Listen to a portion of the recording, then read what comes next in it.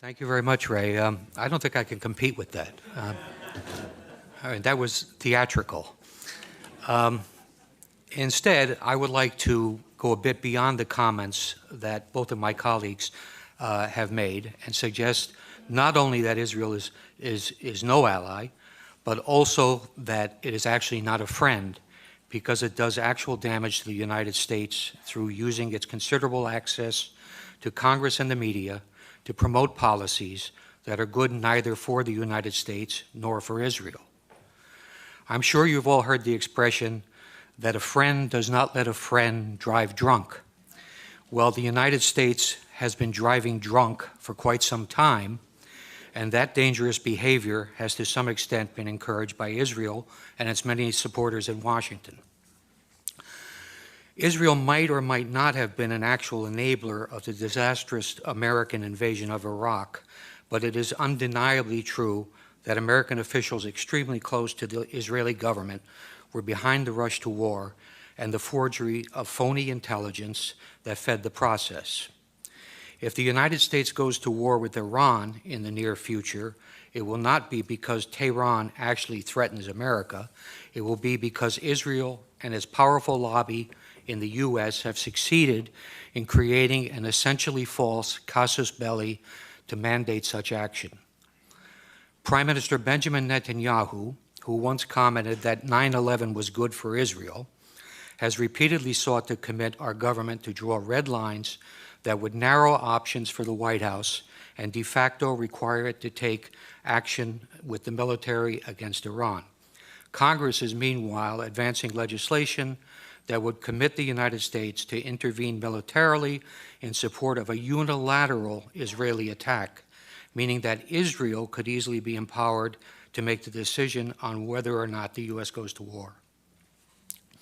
Nothing relating to Israel is quite like the U.S. interaction with other countries.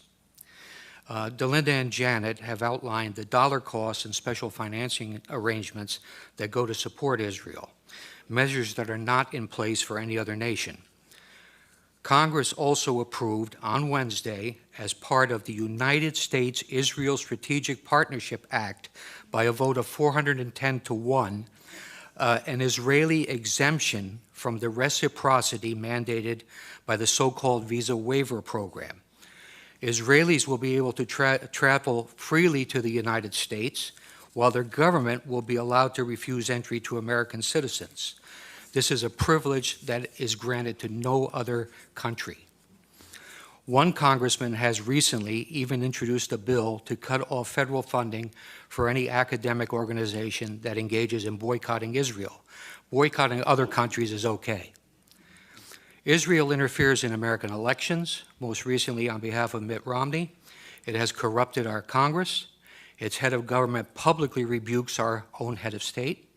Government ministers insult and ridicule John Kerry, and its intelligence officers actually provide alarmist and inaccurate private briefings for American senators on Capitol Hill. I also would not doubt that Israel, accustomed to behaving with impunity towards its alleged friend and patron in Washington, might manufacture a pretext to draw the U.S. into a new conflict, something reminiscent of the Lavon affair in Alexandria, Egypt in 1954, or the false flag attack on the USS Liberty in 1967. Israel currently strongly supports using force to intervene in Syria, a proposition that is opposed overwhelmingly by the American public. In short, Israel has no reluctance to use its enormous political and media clout in the U.S. to pressure successive administrations to conform to its own foreign and security policy views. One other very good reason why Israel should not receive billions of dollars in military assistance annually is its persistent espionage against the United States.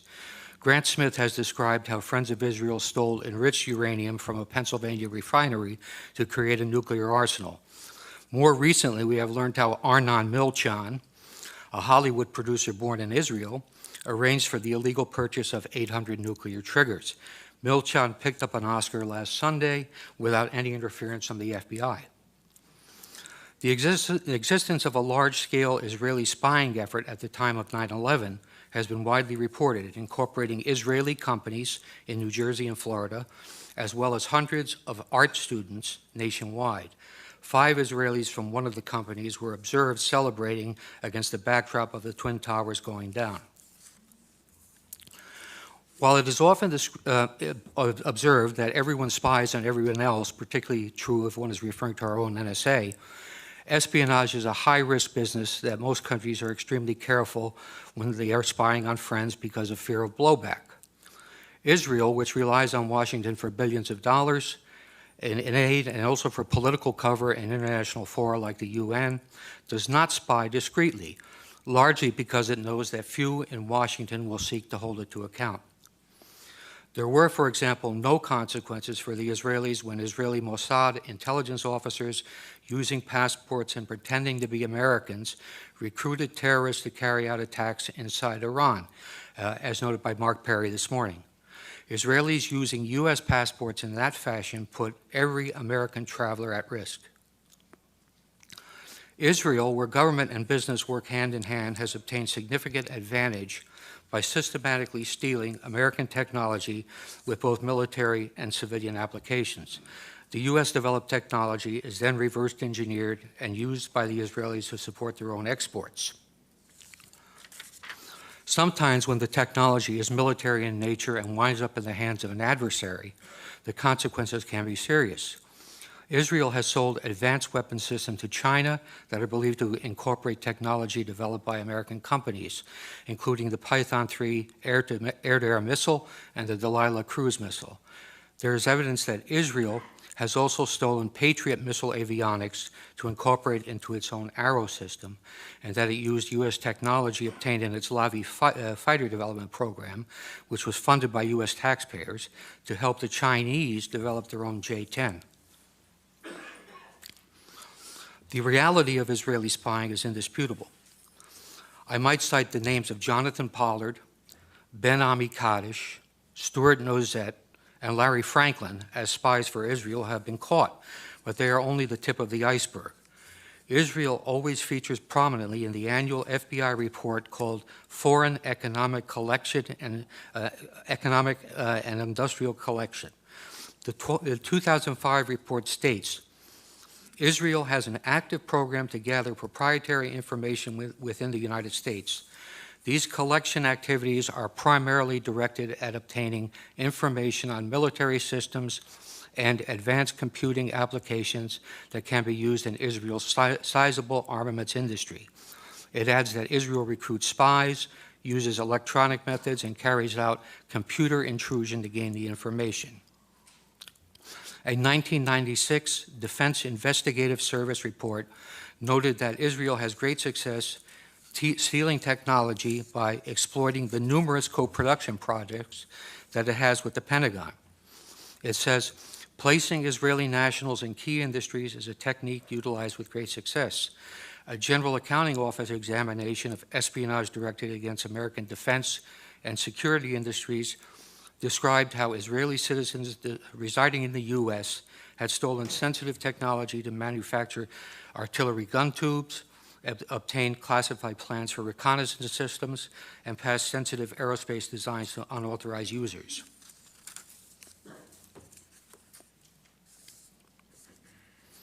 The GAO concluded that Israel conducts, and this is a quote, conducts the most aggressive espionage operation against the United States of any U.S. ally.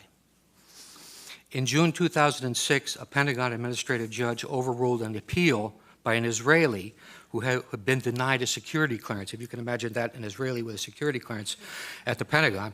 But anyway, they overruled him when he appealed it, and said the Israeli government is actively engaged in military and industrial espionage in the United States. An Israeli citizen working in the U.S. who has access to proprietary information is likely to be a target of such espionage. More recently, FBI counterintelligence officer John Cole has reported how many cases of Israeli espionage are dropped under orders from the Justice Department. He provides a conservative estimate of 125 viable investigations into Israeli espionage involving both American citizens and Israelis that were stopped due to political pressure. So the answer to the question, is Israel an ally of the United States, is most definitely no. Is it even a friend? Well, I suppose there are all kinds of friends in the world, but if you judge Israel by its record on how it interacts with the American government and people, I think the answer would also have to be no. Thank you.